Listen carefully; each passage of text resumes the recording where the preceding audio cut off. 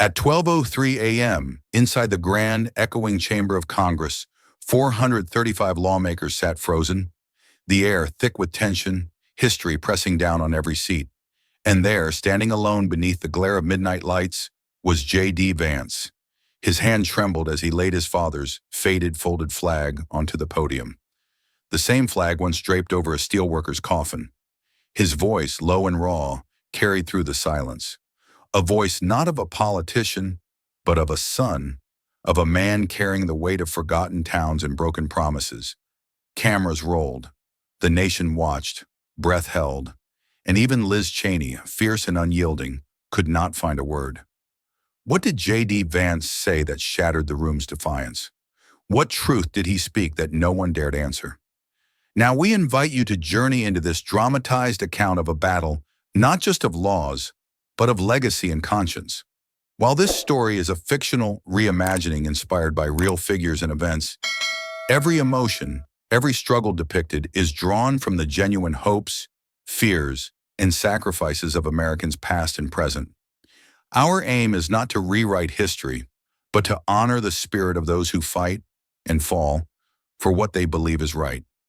So what happened in those next 2 minutes that left even the most powerful voices silent? Let's find out together. Stay with us. This is more than a story. It's a journey into courage, betrayal, and the quiet strength that shapes a nation. It was 12:03 a.m., the hour when even Washington's city lights seemed to dim, when power games played out in shadows and whispers. The great chamber of Congress, where history so often carved its mark, lay half-lit, a space of gleaming marble and heavy wood, where each sound echoed twice, once against the walls, and again in the hearts of those who heard it. The overhead lights flickered, casting long, uncertain shadows on the lawmakers seated in uneasy rows. J.D. Vance sat motionless at his desk, shoulders squared, but fingers betraying him as they trembled over a stack of notes.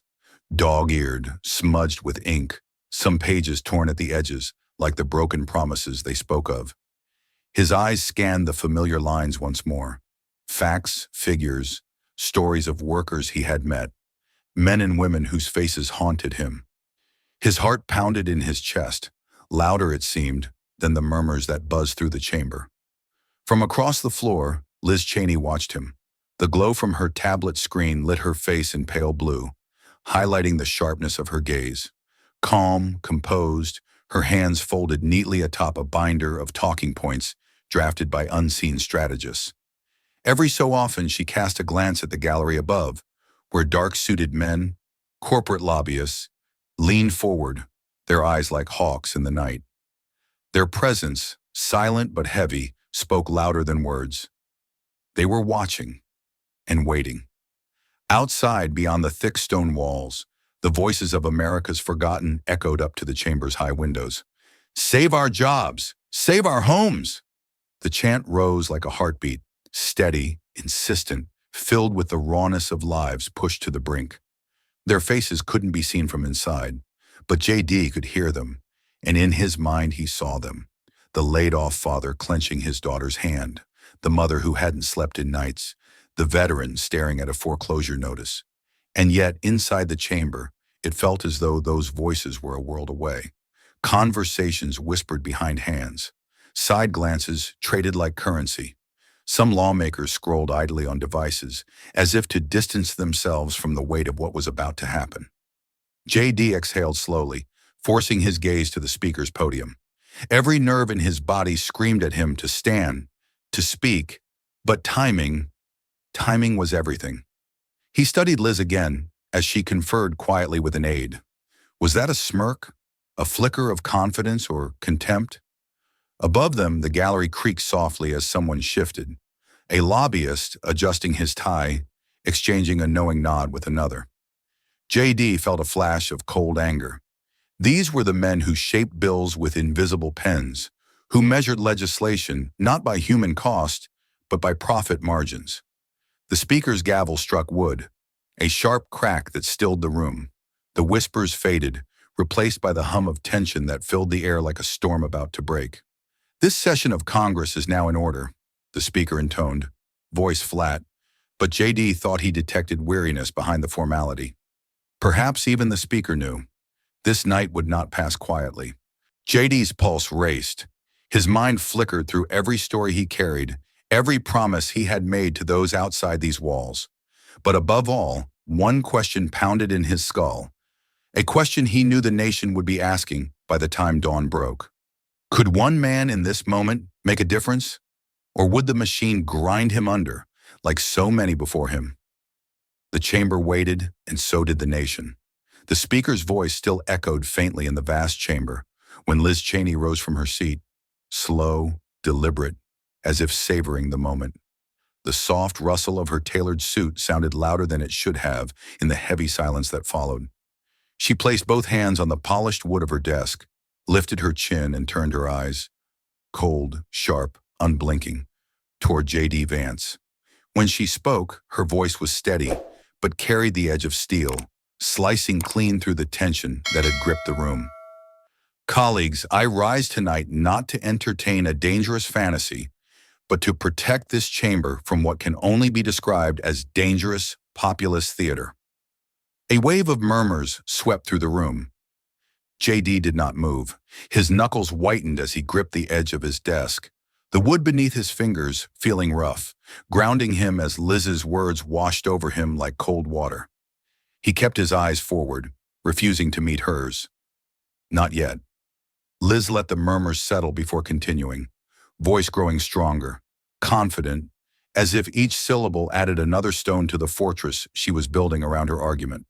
We are presented tonight with a bill that promises salvation, but at the cost of everything this nation's economy stands for. A bill that would burn the free market to save a failing dream. JD's heart pounded louder. He could feel the eyes of the room shifting, some to him, waiting for a reaction, some to Liz, nodding subtly as if reassured by her certainty. The corporate faces in the gallery leaned forward, the glint of satisfaction barely hidden in their eyes. Liz paced a step, slow, deliberate, the sound of her heel against marble punctuating each pause in her speech. Yes, we face challenges, but what is proposed tonight isn't a solution. It's a surrender to fear, to division, to the easy applause of those who demand without offering. We are a nation of builders, of risk-takers, not a nation that rewrites the rules to ease the sting of failure. J.D. kept his gaze low, but inside, fire built. Her words stung, not because they surprised him, but because they echoed the very dismissals he had fought his whole life to overcome. Dangerous theater. He thought of the father who had handed him a photo of his shuttered factory. Surrender? He thought of the widow who had begged him to fight for a second chance, not charity. The chamber seemed to pulse with the rising energy of her speech. Even those who had entered the night weary now sat a little straighter, drawn in by the force of her rhetoric. J.D. could sense it, the tide she was trying to turn before he'd even spoken a word. And yet beneath it all, he felt the undercurrent, the widening gap between the polished words that filled the room and the raw truths waiting just outside its walls. The chants still drifted faintly from beyond the stone, reminders that this night was not just about speeches, but about lives. Liz paused, letting silence follow her final line, confident that her strike had landed clean. But the night was far from over, and as J.D. slowly lifted his gaze, meeting hers across the chamber, the next chapter of this confrontation began to stir. The chamber still hummed with the weight of Liz's final words. Her gaze held steady, but beneath the polished rhetoric and steel edge, J.D. sensed the subtle tightening of her jaw, as if she too awaited his response, daring him to speak, daring him to try. Slowly, deliberately, J.D. lowered his eyes to his lap, where his right hand had drifted, almost of its own accord, to the inside pocket of his coat. His fingers found it, the small, worn fold of cloth, soft with age but edged with threads that still held firm. The flag, his father's flag. The flag that had covered the casket at the steel mill funeral all those years ago, folded by hands that trembled beneath their white gloves. Handed to a boy too young to understand its meaning, but old enough to feel the emptiness it represented. J.D.'s thumb traced its creases, The same creases that had once seemed so precise, so formal, now worn smooth by years of being carried close. The noise of the chamber seemed to fade for him then, as memory pulled him back, not to the grandeur of the Capitol, but to the cold, gray morning of that day. He saw again the line of workers, their faces lined with soot and sorrow, caps clutched in rough hands. The flag had rested over the pine box, the red and white stripes muted under the heavy sky. He had stood beside his mother, too small to see over the shoulders in front of him, but tall enough to hear her muffled sobs. The pastor's voice came back to him, hollow in the wind, the taps from a single bugler. In that one question, the one that had never left him. He gave everything to this country, and what did it give him back? JD's jaw tightened. His hand closed gently around the flag, as if drawing from it a strength deeper than anything written on the pages in front of him. The weight of that memory, of that flag, of that promise unkept. It was heavier than Liz's words, heavier than the lobbyist's stares, heavier even than the marble and wood of the chamber itself. He let out a slow breath, steadying the fire that burned in his chest. His gaze lifted, first to the empty air above the chamber, where the echoes of past speeches seemed to linger, then to the faces of those seated around him, the ones who waited unsure, some curious, some wary, and finally to Liz, who stood silent now, watching, assessing, perhaps wondering if he would rise or falter. JD pushed his chair back. The sound, subtle but firm, drew the attention of every ear in the room. With care, he placed the folded flag atop his notes, a silent declaration of what guided him now. And then, as the chamber held its collective breath, JD stood. The next battle had begun. The chamber watched as JD Vance stood tall, the folded flag resting atop his notes like a quiet challenge to the polished speeches and power games around him. But while the nation's gaze lingered on the floor of Congress, the real moves, the ones that shaped fates before a single vote was cast, were already underway, just beyond the reach of cameras and witnesses. Moments after the speaker called a brief recess, Liz Cheney slipped through a side door, the polished heels of her shoes muffled by the thick carpet of the private conference room beyond. The air was cooler here, the lighting soft, the shadows long. A single table dominated the space, flanked by men in dark suits whose lapel pins spoke of boardrooms rather than ballots. Their faces were composed, their eyes sharp with calculation. Liz closed the door behind her with a quiet click. No words at first, just the subtle nods exchanged, the faintest of smirks from a man with silver at his temples. A glass of water waited at her seat, untouched. She didn't need it. She needed certainty. "Let's be clear," Liz began, voice low but firm, each word chosen with care. "No one here questions the importance of stability. For markets, for investors, for the nation. That bill, that performance out there, it threatens all of it."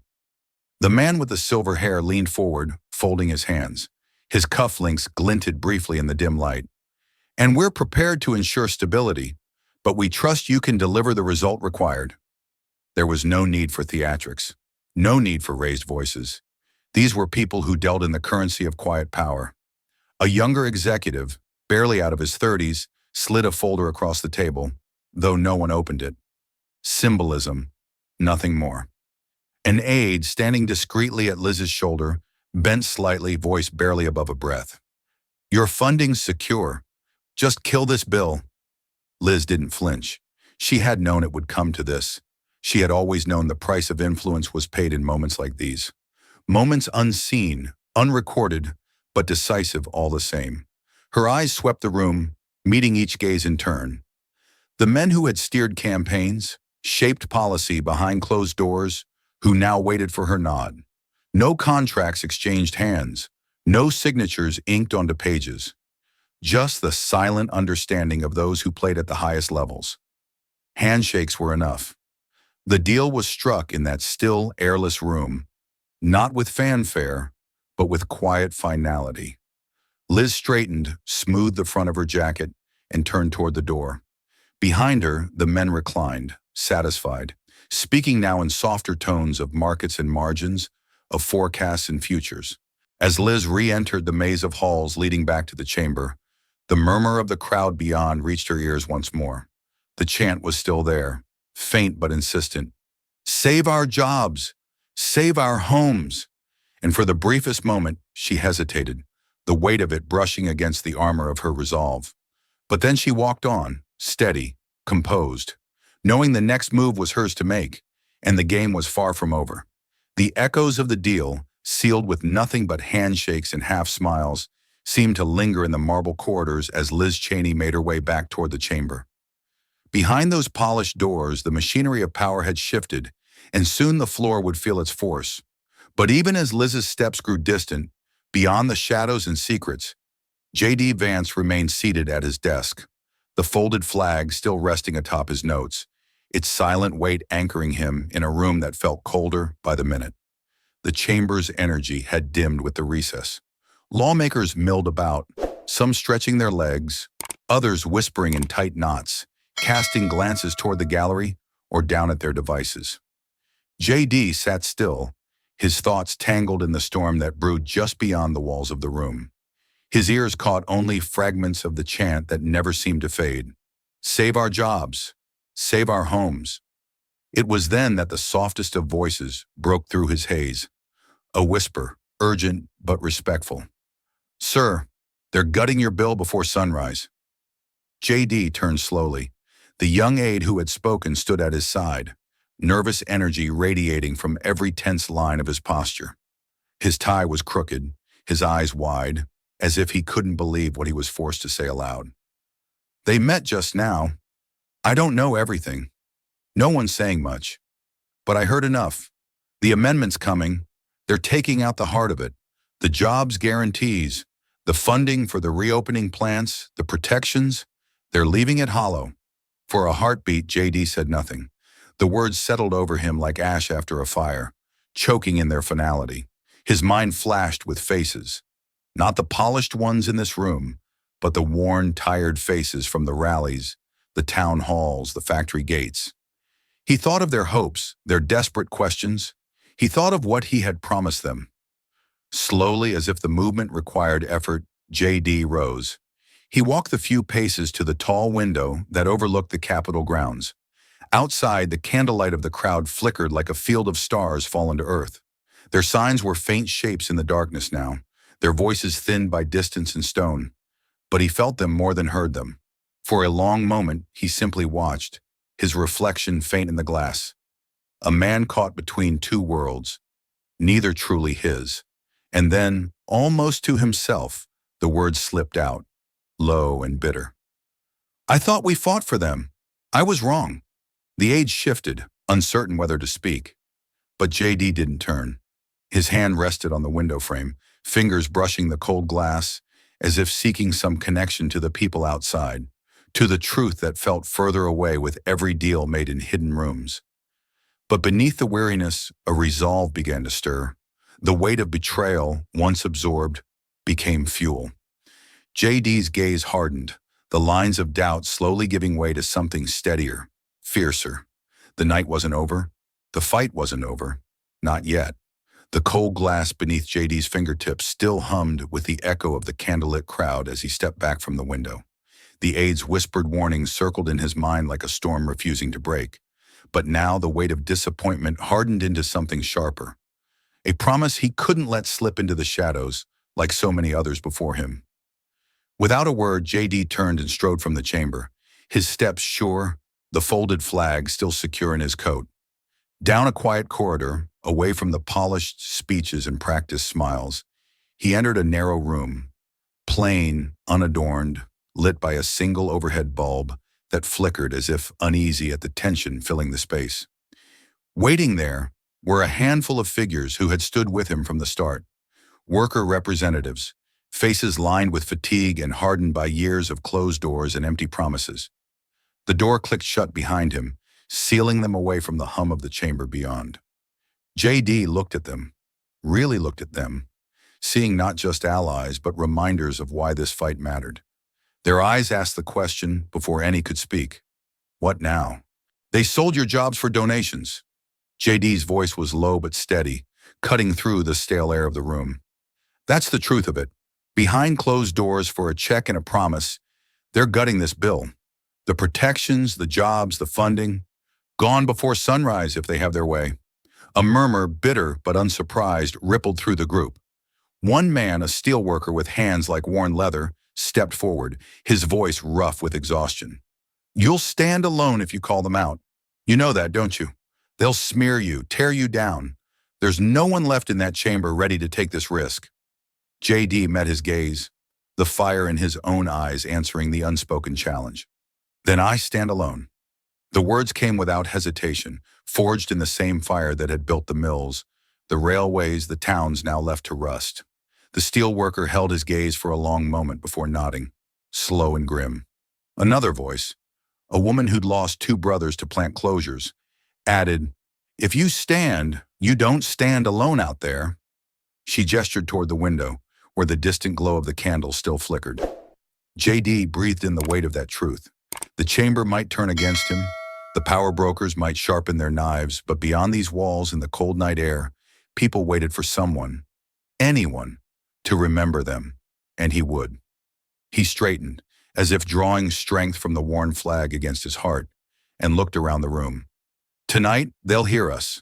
They'll hear all of us, whether they want to or not. No applause met his vow. No speeches echoed his words. But in that small room, a quiet understanding bound them tighter than any promise inked on paper. As JD turned back toward the chamber, the path was clear. The battle would be his to wage, and his to win or lose. The chamber's doors creaked open as JD returned, his resolve now steel beneath the quiet fury that guided his steps. The faces in the room turned, sensing the shift, the tension sharpening like a blade, the weight of the night pressing heavier. The speaker, with a glance that betrayed a flicker of unease, gave a nod. JD took his place, but before he could speak, he raised a hand, a signal that the next voice to fill the chamber would not be his. From the side entrance came a figure both small and immense in presence. A widow of the mills, dressed in plain black, a woman who had buried more than a husband when the steel plant gates had closed. She stepped forward slowly, her hands clasped so tightly that the knuckles whitened, her eyes hollow but bright with the fire of truth long denied. The chamber fell silent, save for the faint echo of her shoes against the marble floor. JD watched her every step, the folded flag at his desk a reminder of the same loss carved deep into his own heart. Liz Cheney's gaze drifted to her notes, then briefly to the gallery, anywhere but at the woman now standing at the podium. The widow's voice trembled at first, fragile as the candle flame still flickering outside the tall windows. "My husband worked the mill for 22 years, she began, her words plain, unadorned. He never missed a shift, never asked for favors. He believed, like so many of us, that hard work was enough." The room remained still, every ear straining to catch her words, every eye unwilling or unable to look away. She drew a breath, steadying herself, her fingers tightening on the edge of the podium, as though anchoring herself against the weight of what she had come to say. When the mill closed, he tried everything, odd jobs, night shifts, anything that would put food on the table. But hope ran out faster than savings. Her voice cracked, and in that crack echoed the pain of countless families like hers. "I buried him 2 months ago, and every night since, my little girl, she's 7, she asked me when her daddy's coming home." JD's eyes glistened, but he didn't look away. He let her words settle deep, as they were meant to. The chamber, usually so quick with rebuttal, sat frozen.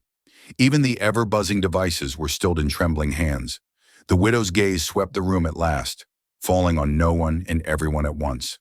"What do I tell her?" she whispered, the question hanging in the air, heavier than law, heavier than profit, heavier than politics. Liz shifted in her seat, her lips pressed into a line, eyes averted, as if the question was a weight she refused to bear. No response came.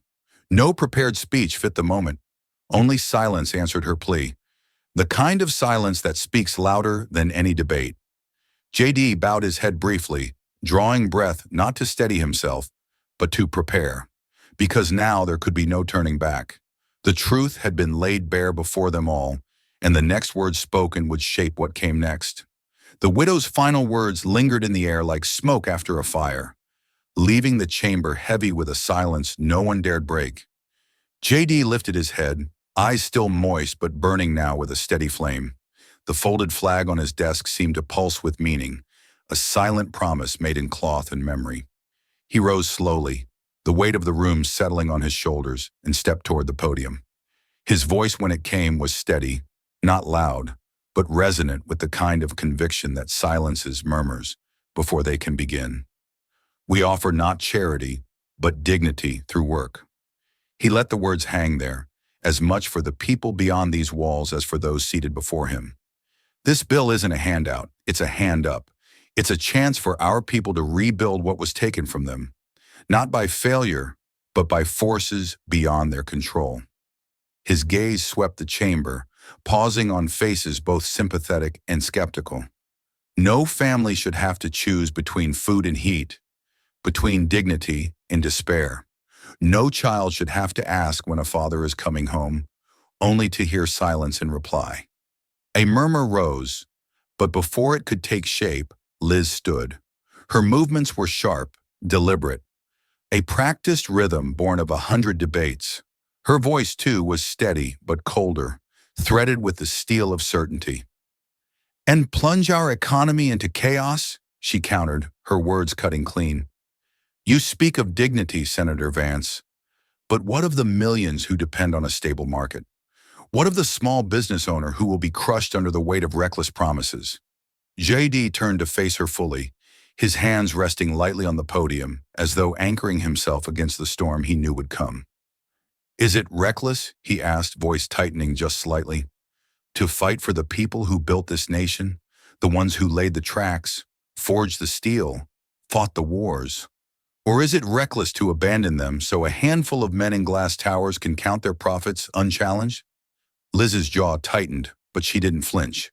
"You paint this as a battle of virtue versus greed," she shot back, "but what you propose would burn the foundation of this economy to the ground. Your vision may win applause tonight, but come tomorrow, it will cost livelihoods, retirement accounts, the future stability of this country." The exchange crackled like lightning across the chamber, each word sharper than the last, drawing lawmakers and onlookers deeper into the storm. JD's heart raced, but he kept his voice calm, the kind of calm that comes not from comfort, but from knowing the cost of silence. "The future you defend," JD said, softer now so the room leaned in to hear, "is already leaving too many behind. And if we're too afraid to change course, then what exactly are we saving?" For a moment, Liz hesitated. Only a heartbeat, but enough for JD to see it, enough for the room to feel it.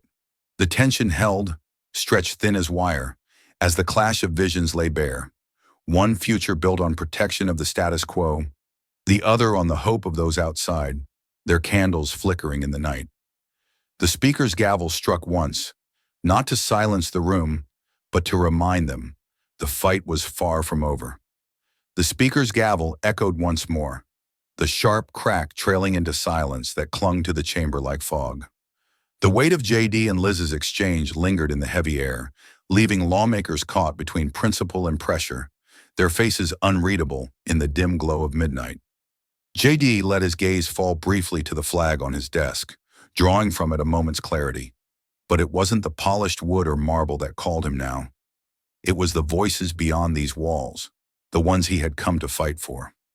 He stepped back from the podium, slow, measured, as if reluctant to break the fragile stillness. Crossing to the tall window that overlooked the Capitol grounds, he rested his palm lightly on the cool glass, peering out into the night. The crowd outside had not dispersed, the chants that had filled the air earlier, "Save our jobs, save our homes," had softened, reshaped by the passing hours, by exhaustion and quiet defiance, into something almost sacred. A hymn rose from the throng, its melody plain but resolute, a song of old struggles and enduring hope. The candles they held flickered like stars scattered across the dark field, their small flames fragile yet unyielding against the night. The sound drifted through the stone and glass, more powerful in its gentleness than any shouted demand. JD's eyes swept the scene below, taking in the faces turned up toward the building that held their fates. And then he saw him, a boy no more than 10, bundled in an oversized coat, standing near the front of the crowd. In his small hands, he lifted a cardboard sign, its edges bent from the damp air. The words, scrawled in uneven letters, caught JD's eye and held it fast. "Give my dad his job back." The simplicity of it, the rawness, struck deeper than any speech delivered that night. JD's throat tightened. The noise of the chamber behind him faded, replaced by the hymn's quiet strength, by the sight of the boy's small hands gripping that sign as though it alone could change the course of the world. "This is who we've forgotten," JD murmured. The words meant for no one and everyone at once. His breath fogged the glass, but his vision stayed clear, fixed on the boy, on the crowd, on the truth that no deal, no amendment, no polished rebuttal could erase. Behind him, some in the chamber watched, following his gaze while others turned away, unwilling to meet the eyes of the people they were poised to abandon.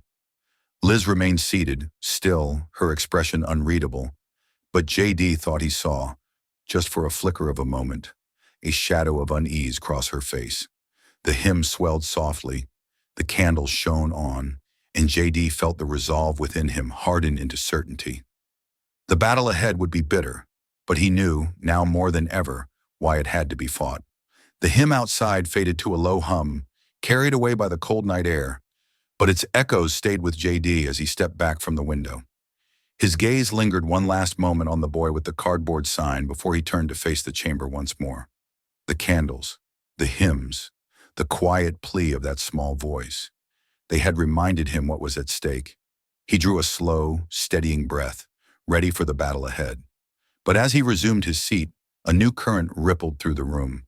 Subtle at first, like the first breath of wind before a storm. Liz Cheney rose, her movements precise, composed as if every step, every gesture had been rehearsed. The weariness that touched some faces after long hours of debate did not show on hers. Instead, there was a fresh purpose in her eyes, the glint of calculation honed sharp. "The hour is late," she began, her voice smooth, measured, carrying easily through the chamber.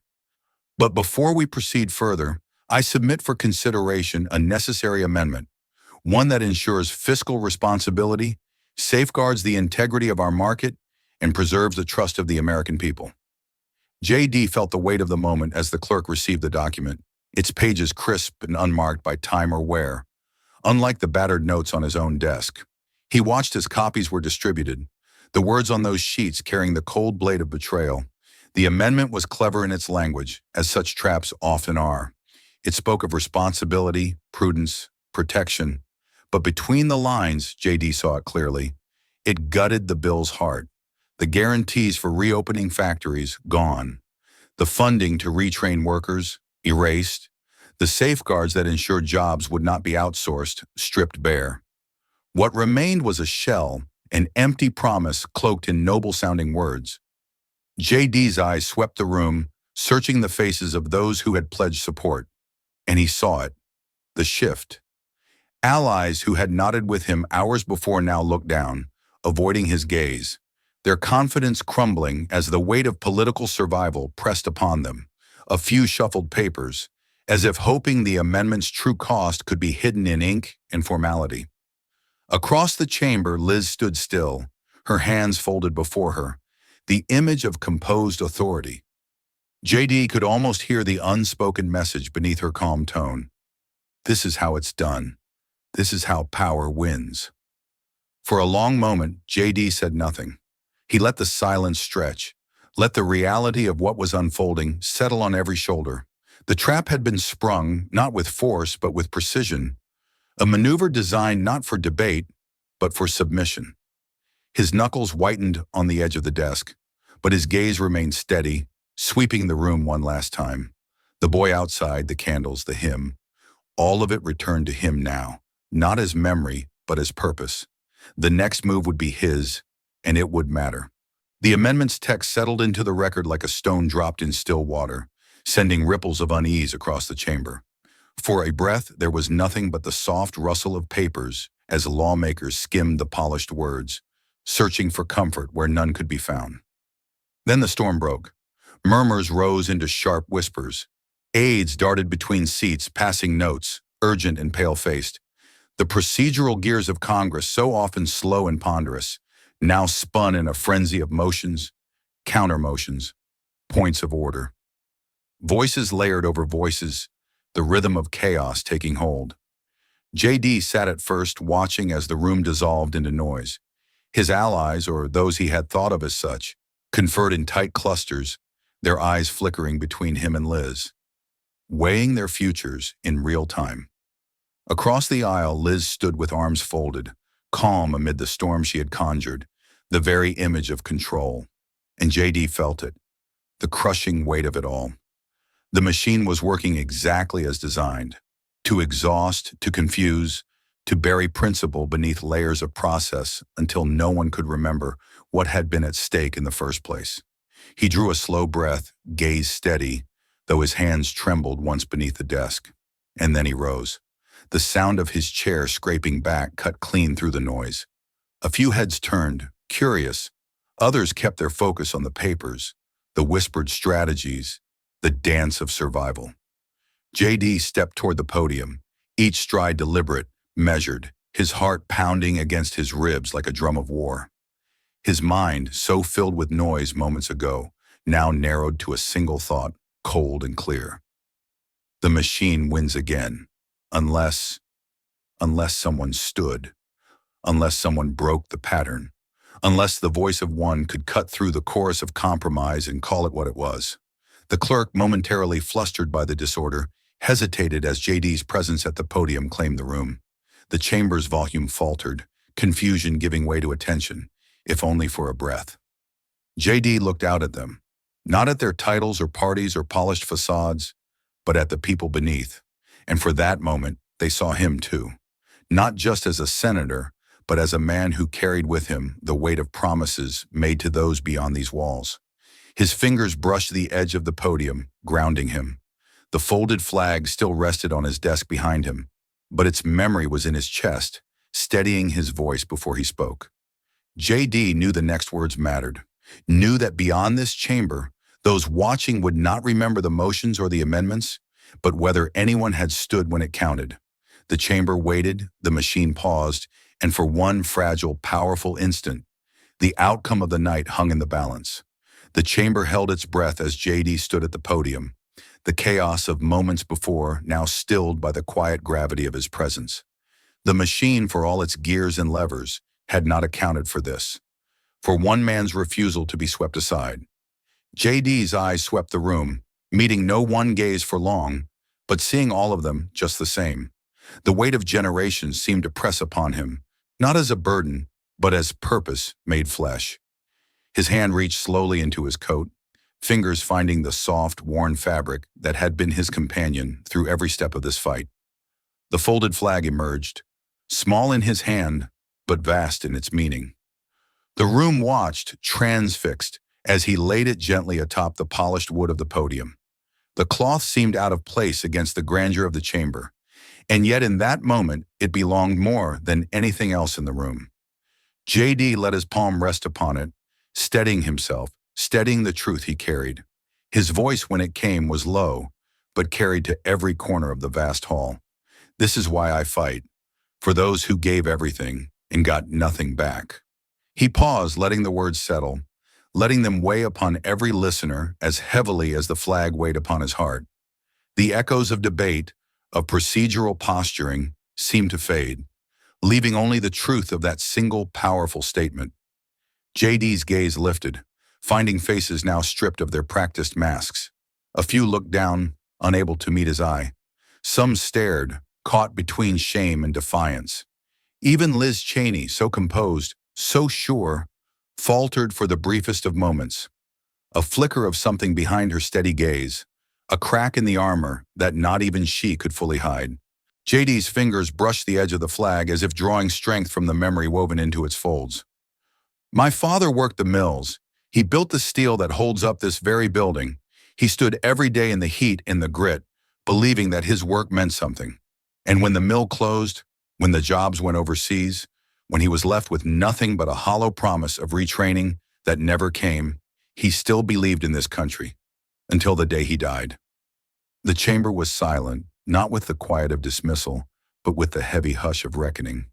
No one shifted in their seats. Even the gallery above, where lobbyists and aides so often whispered and plotted, sat frozen, their scripts forgotten. JD's voice softened, but lost none of its force. I carry this flag to remember him. I lay it here now, so none of you can say you didn't see, didn't know. This isn't just a bill.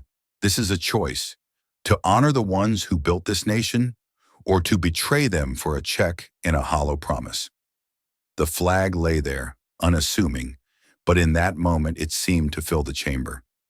JD stood behind it, not as a politician, not as a man grasping for votes, but as a son, a voice for the voiceless, a reminder of what the chamber was meant to serve.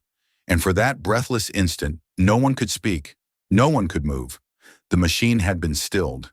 The chamber remained frozen in that breathless hush, the folded flag resting on the podium like a quiet challenge to every polished argument, every rehearsed speech that had filled the room that night. JD let the silence hold a moment longer, knowing that sometimes truth spoke loudest when no one dared interrupt. Then, drawing a slow, steady breath, he lifted his gaze and let his voice rise, not in anger, but in unshakable purpose. "This isn't my fight," JD began, the words carrying clear and strong across the great hall. His hands rested on either side of the flag, anchoring him, grounding him. "It's theirs." He paused, turning slowly, deliberately, so his meaning could not be missed. His hand lifted from the flag, and he pointed first to the gallery where the widow sat. The woman who had bared her grief before them all, who had asked the question no one had answered. "It's for the families who were promised a future, and instead were handed loss." His hand moved, steady and sure, toward the tall window where the faint glow of candles still flickered through the glass. The hymn outside now only a distant hum, but alive in his memory. "It's for that boy holding a sign that weighs more than he should ever have to carry. It's for every child asking questions we should be ashamed we can't answer." He swept the chamber with his gaze, voice building as he spoke. Not loud, but filled with a quiet force that drew every ear, every heart.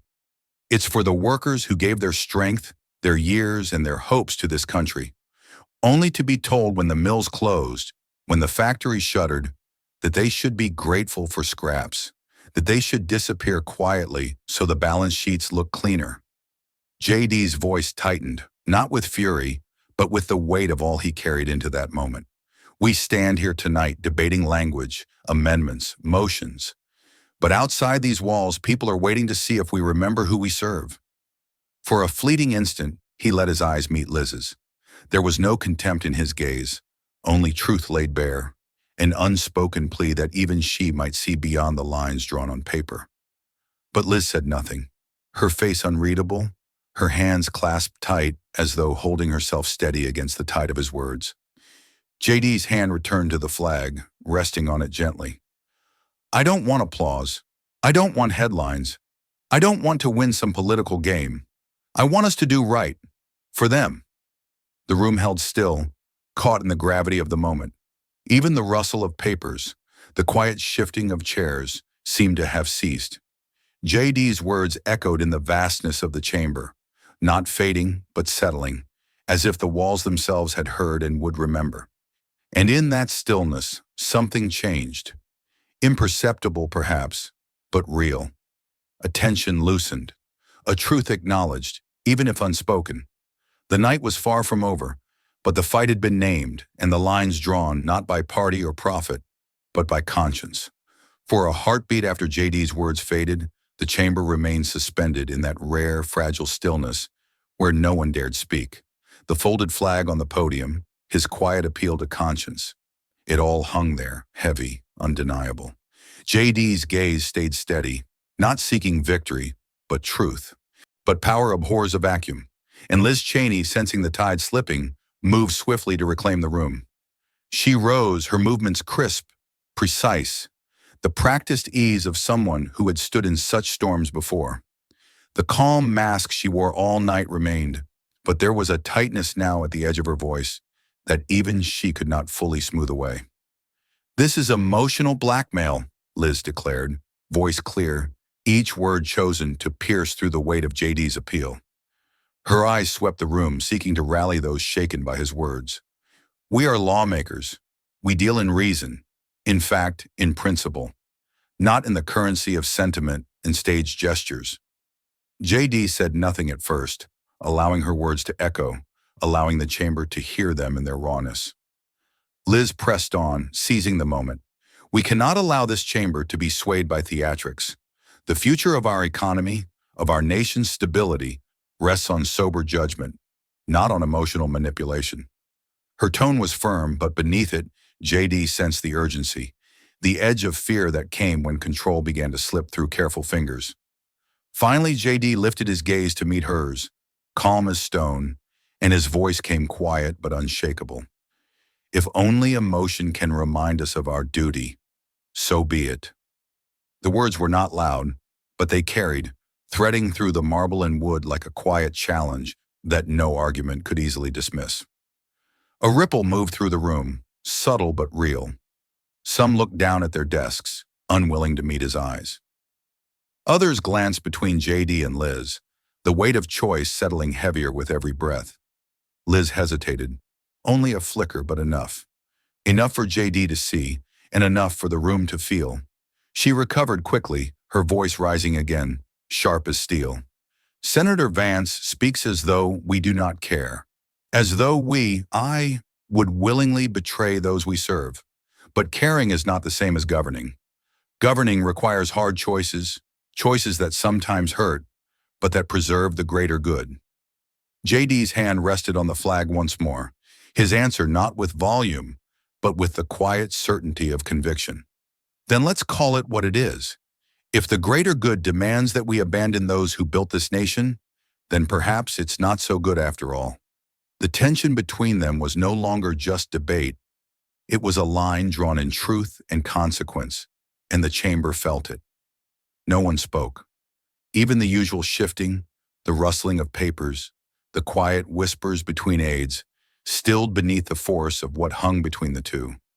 Liz stood tall, but for all her words, for all the precision of her arguments, the room no longer belonged to her. The night had shifted, and no amendment, no speech could turn it back. The chamber stood suspended in the aftermath of their exchange, the final words still heavy in the air, the folded flag on the podium a silent reminder of the night's true stakes. JD kept his gaze steady, his hand resting lightly on the worn fabric, as if drawing resolve from its threads. Liz remained upright, composed in posture, but the room knew something had shifted. The speaker, his voice low but firm, broke the silence.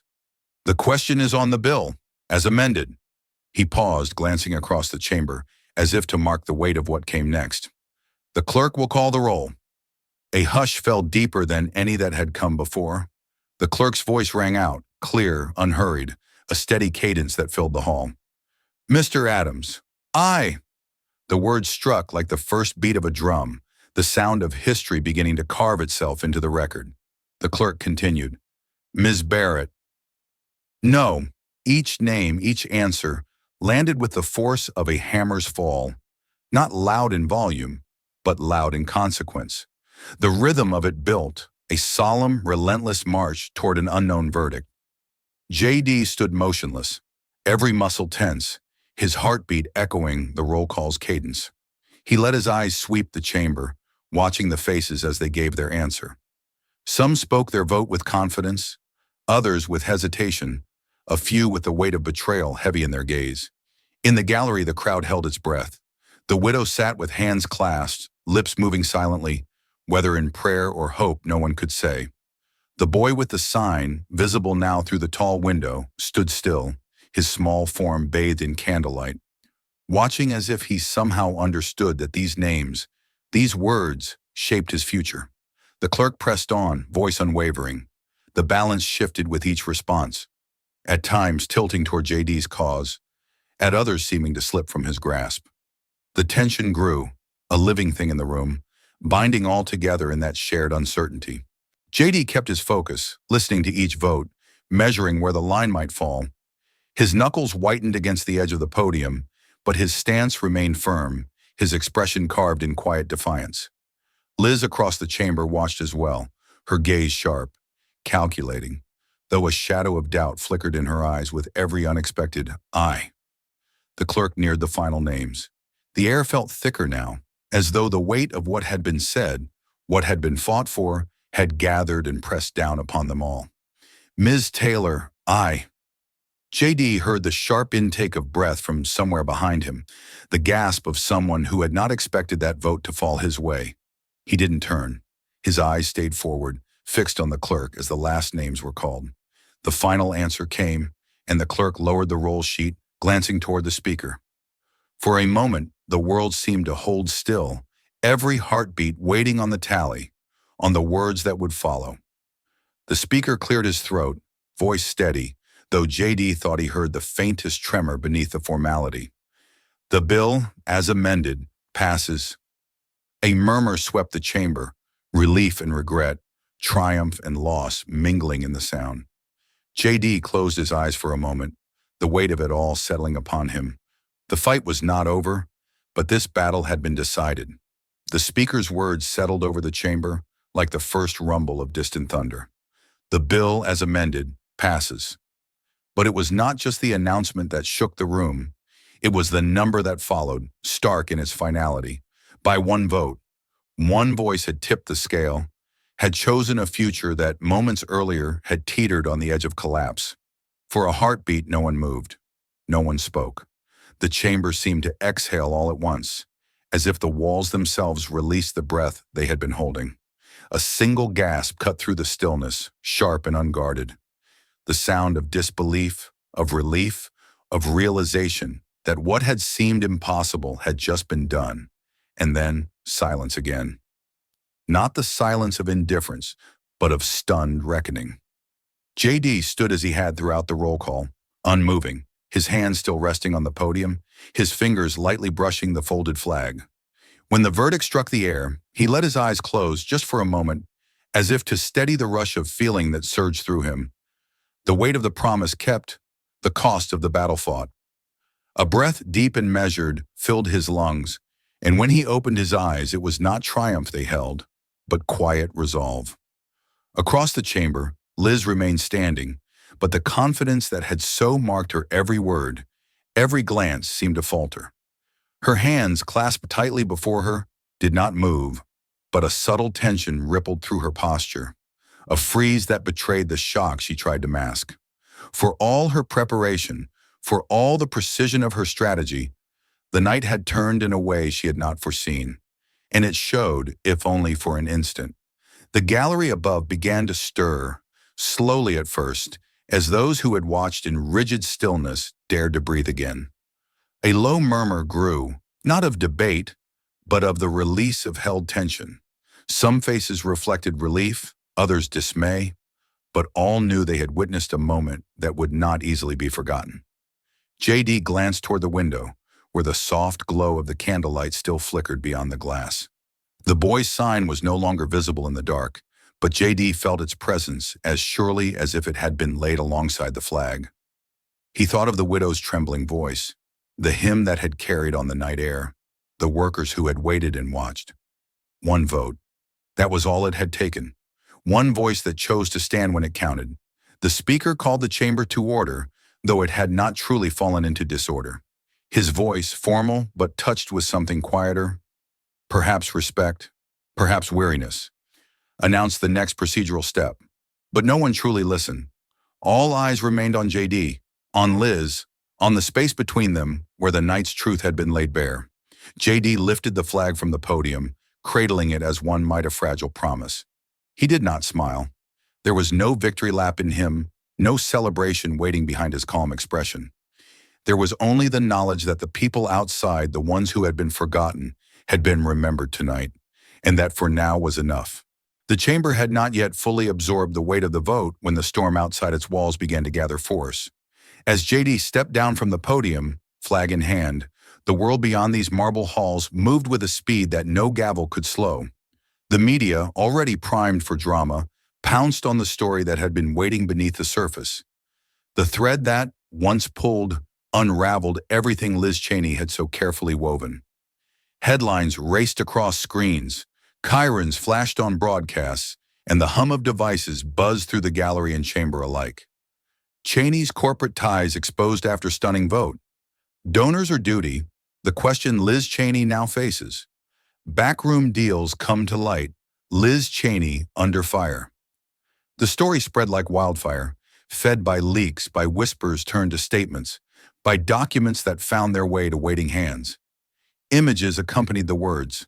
Shots of Liz at private meetings, captured in grainy photographs outside polished doors, summaries of donations traced back to industries that had gained from the amendment she had championed. Lines of connection drawn so clearly, even those who preferred not to see could no longer look away. Outside the Capitol, the tone of the crowd shifted. Where the night's air had once carried hymns and chants of hope, now it vibrated with something sharper, angrier. "Traitor to the workers!" came a cry, soon joined by others. "Who do you serve, Liz?" The candles still glowed, but their light flickered now in the heat of a rising fury. J.D. stood just inside the chamber's great doors, watching through the tall windows as the mood outside transformed. His heart was heavy, not with triumph, but with the solemn knowledge of what this moment meant. He had not wished for Liz's destruction, only for the truth to be seen. But once seen, the truth could not be unseen, and the people outside had seen enough. Inside, Liz remained at her desk, unmoving, her hands folded tightly, her gaze fixed on nothing and everything at once. The murmurs in the chamber grew as lawmakers absorbed the tidal wave of headlines sweeping through their devices, as aides whispered what was being reported in real time. Allies who had once stood close now kept their distance, as though proximity itself might taint them. She felt it. J.D. could see it. The isolation setting in, the quiet collapse of the fortress she had built from certainty and strategy. She had played the game as she had been taught, as so many before her had done. But the game had changed. The people watching outside were no longer content to be spectators to deals struck in shadows. A single voice from the crowd outside rose above the rest, clear enough to reach through glass and stone. "We remember," it cried, and with it came the echo of 1,000 voices, a promise that what had been revealed tonight would not be forgotten. J.D. turned from the window at last, the weight of the folded flag a steady reminder in his hands. The fight was far from over, but tonight a line had been drawn, and the people who had so long been ignored had made themselves heard. The storm inside the chamber had begun to ebb, leaving in its place the heavy stillness of reckoning. J.D. felt it as he stepped out from beneath the great dome's shadow, the folded flag still firm in his grasp. The marble steps beneath his feet were cold, worn smooth by generations of feet, but tonight they seemed to carry him forward with a purpose all their own. Beyond the grand entrance, the crowd awaited him. The fury that had swelled at the betrayal revealed, the chants that had filled the night air. All of it softened now, not in surrender, but in shared understanding. Faces turned toward him as he emerged into the chill of the early morning, faces lined with fatigue, with hope, with the rawness of lives that had waited too long to be seen. The candles still glowed, their light flickering against the dark as dawn threatened the horizon. And then, from among the crowd, she appeared, a small figure, bundled in a worn coat a size too large, a knit hat pulled low over wide, earnest eyes. In her hands she held something fragile, precious in its simplicity. A small flag, drawn in crayon on lined paper, the stripes uneven, the stars imperfect, but the meaning clear.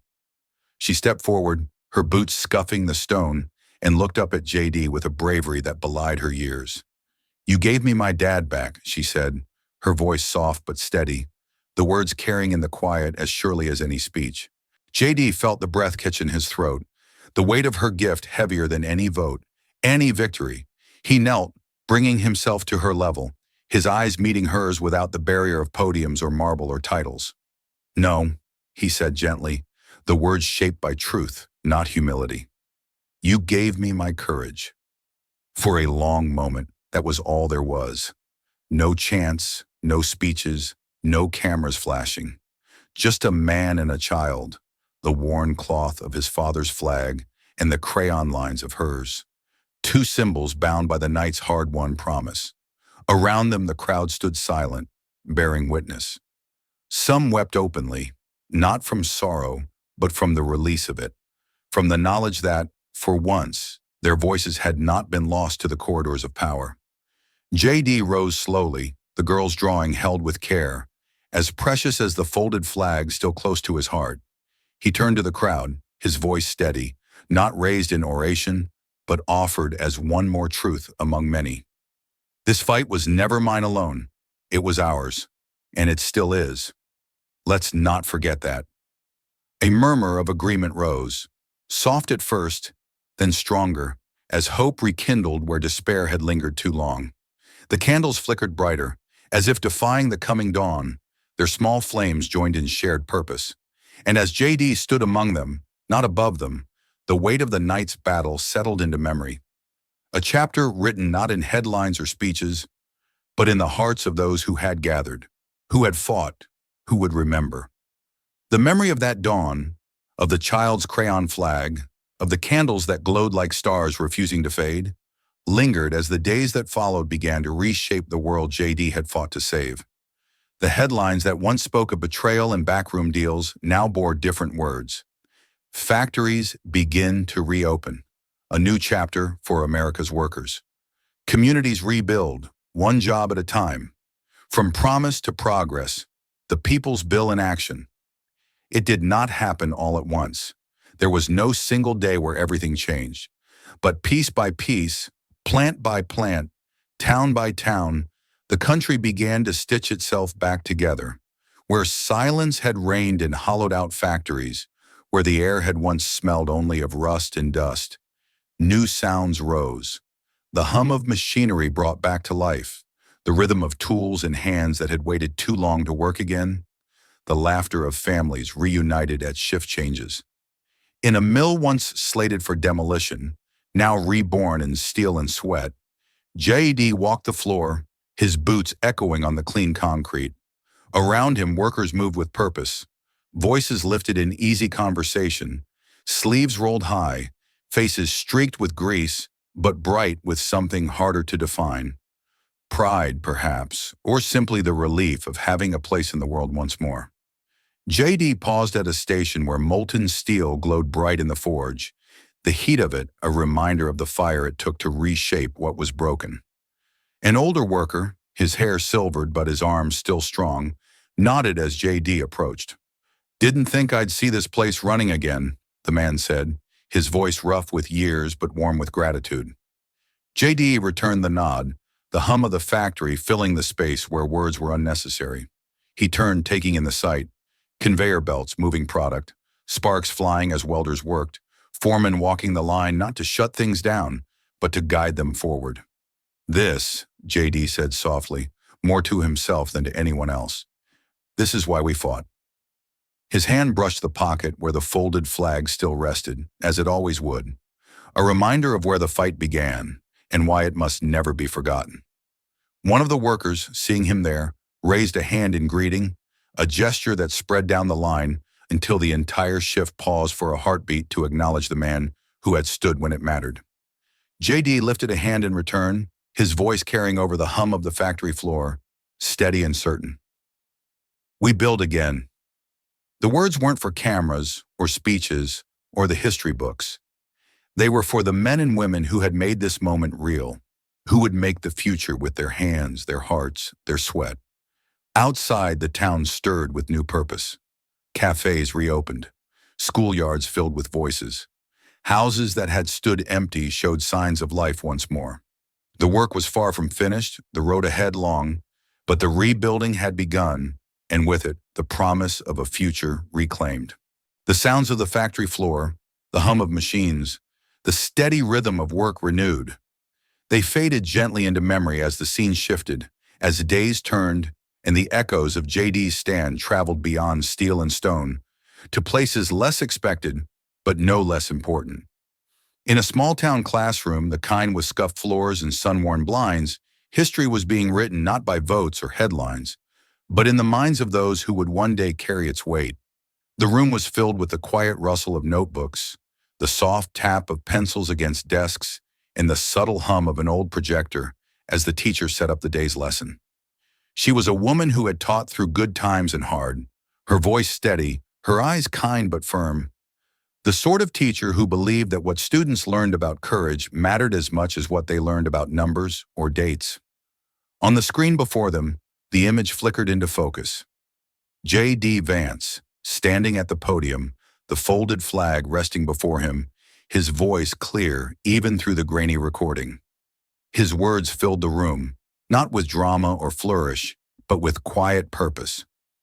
This isn't my fight, it's theirs. The students sat still, drawn in by the sincerity of his tone, the weight of what he said. The teacher let the clip play without commentary, trusting the message to speak for itself.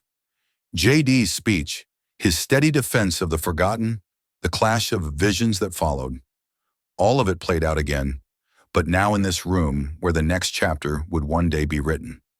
As the final lines echoed, as J.D.'s voice faded and the screen dimmed, the teacher looked out at her students.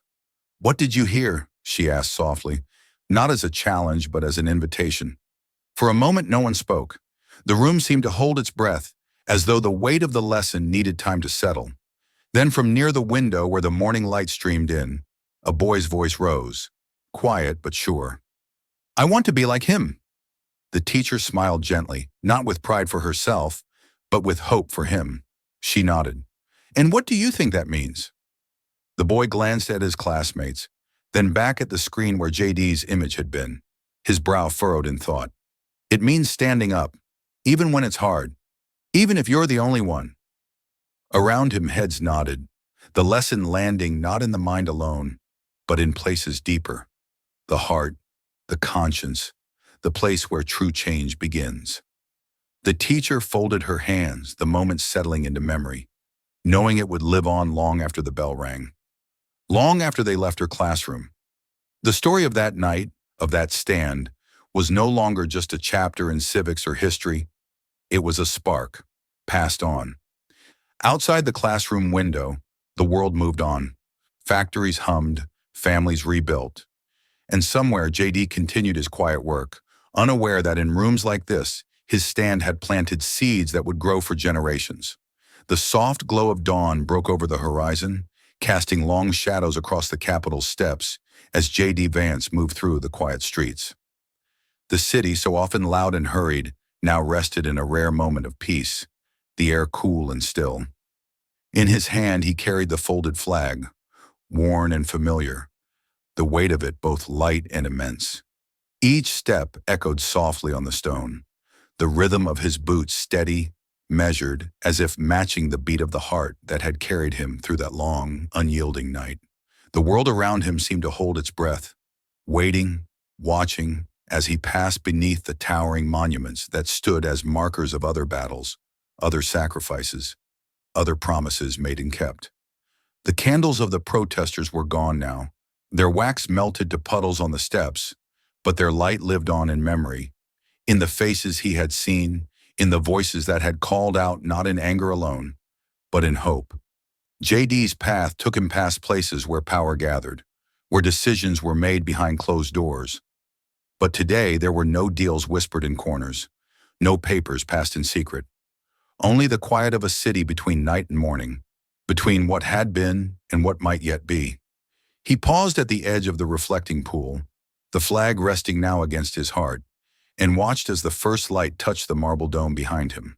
The water lay still, a perfect mirror, reflecting both the promise of the day and the burdens of the one just ended. J.D. drew a slow breath, feeling the cool air fill his lungs, and let his final thought shape itself, unforced, as true as anything he had spoken in that chamber. Nations aren't saved by noise.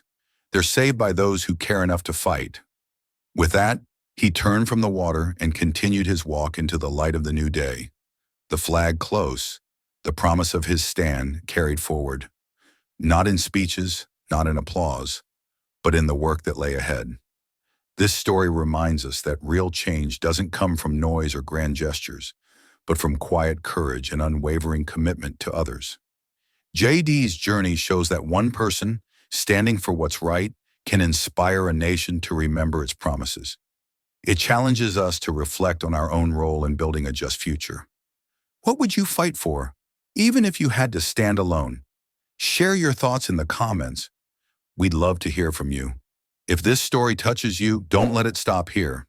Like, share, and subscribe to JD Stories, where every voice matters and every story echoes far beyond the screen.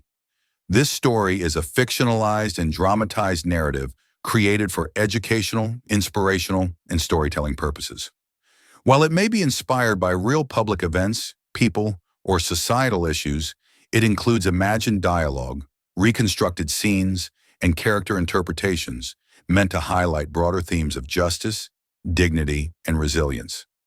Any resemblance to actual events or individuals beyond public knowledge is purely coincidental. We do not intend to defame, mislead, or harm, but to invite reflection and meaningful conversation. Thank you for watching JD Stories.